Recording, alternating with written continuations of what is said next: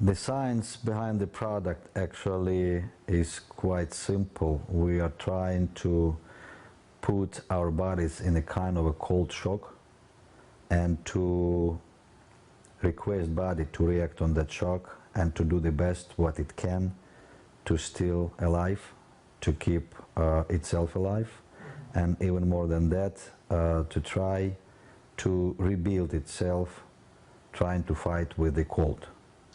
So, and we have two different type of cold procedures. One is a cold procedure, as we call it, as it is, and the other one is a cryo procedure.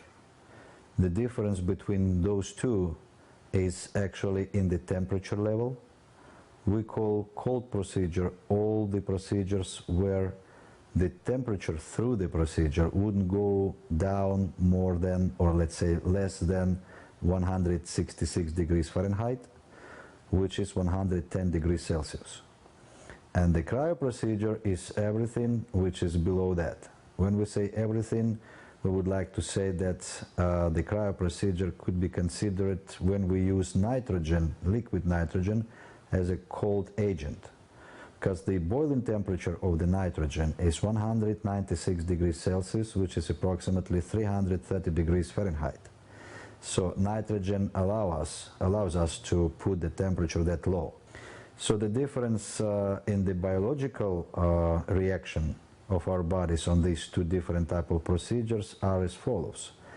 So the cold procedure requests our body to heat up the blood inside the core and to push it to peripheral tissues, to all our extremities, to keep those tissues actually in a warm condition and not to let it undergo hypothermia, which actually quite lethal procedure, or let's say process, if we do not put enough attention on it. So that can actually continue until bodies still have enough power to produce enough heat to heat up the blood and to keep our peripheral tissues warm enough. Then after that, when the body cannot actually produce enough heat, the cold start penetrating our tissues, our muscles, start cooling down the blood, and when the blood goes back to the core and core temperature goes down to 2 to 3 degrees, then we're dying. Cryo procedure has completely different reaction of our body on it. When we put quite severe cold on the surface of skin, and in our cabin skin surface goes down on temperature to approximately 40 degrees in the first 30 seconds, and actually in 1 minute it goes down to approximately 35 degrees. So all the cold sensors that we have in our skin create combined pretty powerful signal which is sent to the brain that we are in a big jeopardy of death of cold. So brain understands that it is almost impossible in such cold environment to produce enough heat to heat up the blood and push it to peripheral tissues to keep those tissues alive. Instead, brain sends the signal to constrict all peripheral tissues and to push blood inside the core and to try at least to keep a core temperature intact for as long as possible, trying to survive this severe cold. So we have to say here that only 20% of our blood actually contains in the veins and arteries. The rest is in capillaries, in venulas and arterioles. So we're talking about 80% of the blood which almost immediately push down to the core. So our systolic blood pressure goes up for approximately 10 points, and our blood starts circulating inside the core faster on the, as we call it, short circle, and the temperature of the blood goes up. And on the peak of the procedure, it could reach even approximately 104 Fahrenheit, which will not be very much feelable for our body since we are in a cold environment. But it is very effective to kill all the viruses that we can have in our blood, because if you know, a reaction of our body on any kind of cold actually to heat up the blood to kill the virus. That's what we do actually in a few moments without any kind of collateral damages or any kind of bad feelings as we have when our temperature goes up in the natural environment, like when you have a flu and you have all the kind of pains in your joints, in your muscles, your temperature goes up. That's how your body fights. But you feel it, and you actually kind of suffering all that kind of fight.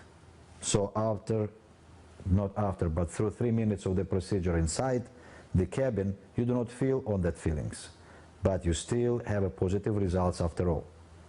Besides, trying to keep ourselves as long as possible in a life condition, our body tries to release all the resources that it has in itself to fight the problem. So it means hormones, enzymes are going into the bloodstream.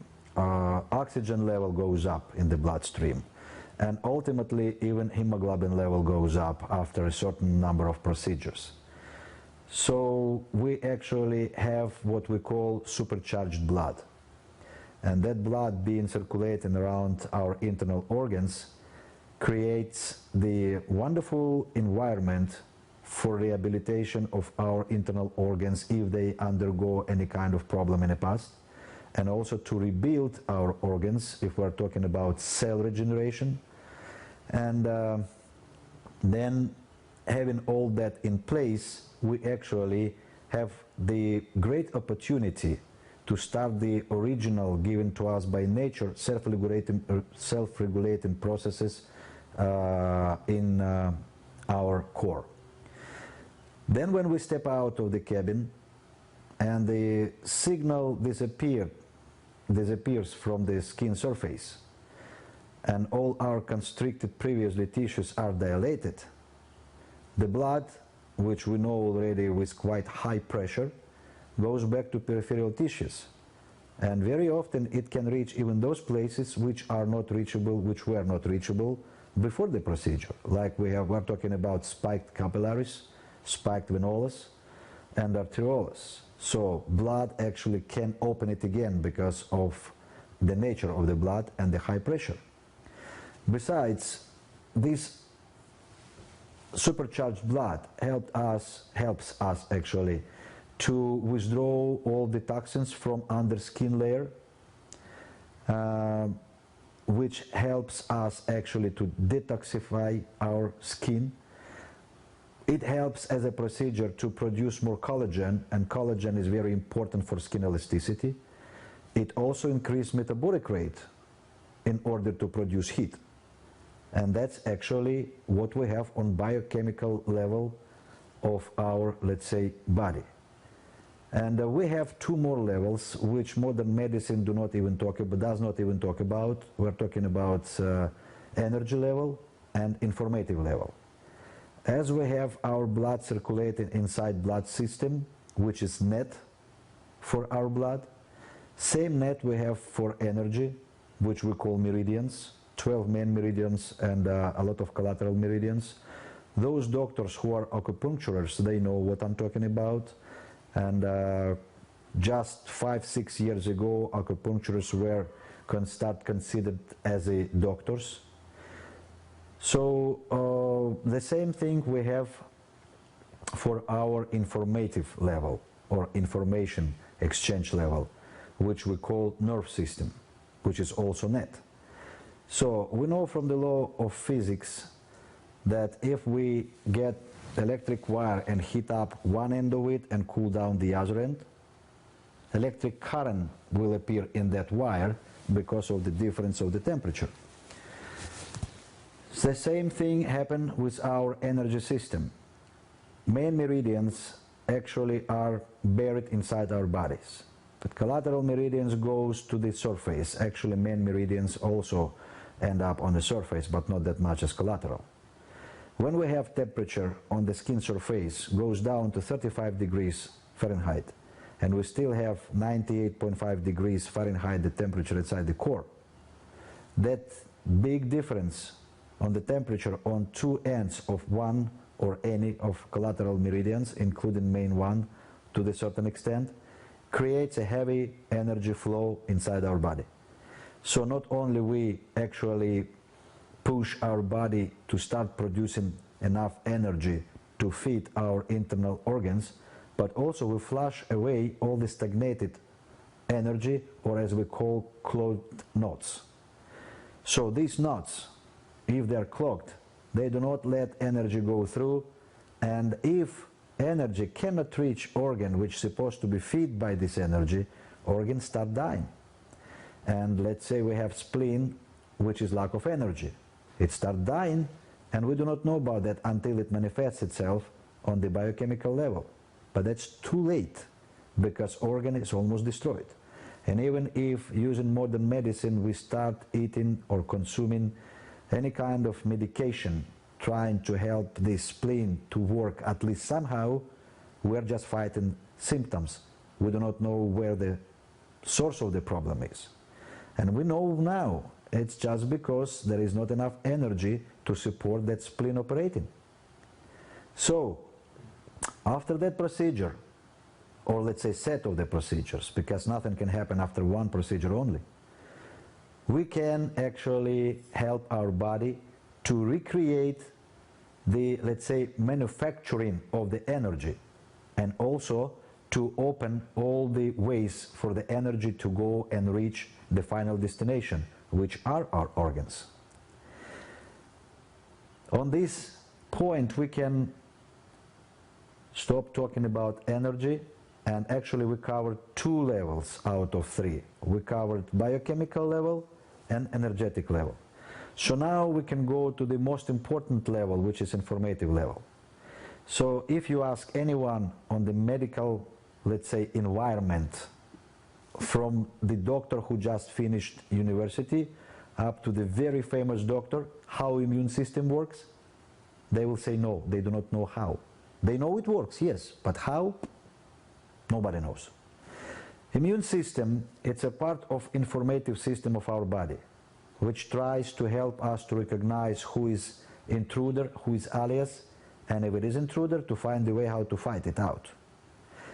Autoimmune problems, which are, for example, psoriasis, that's when immune system does not understand and cannot recognize who is who and start fight itself, which is definitely not good for our body.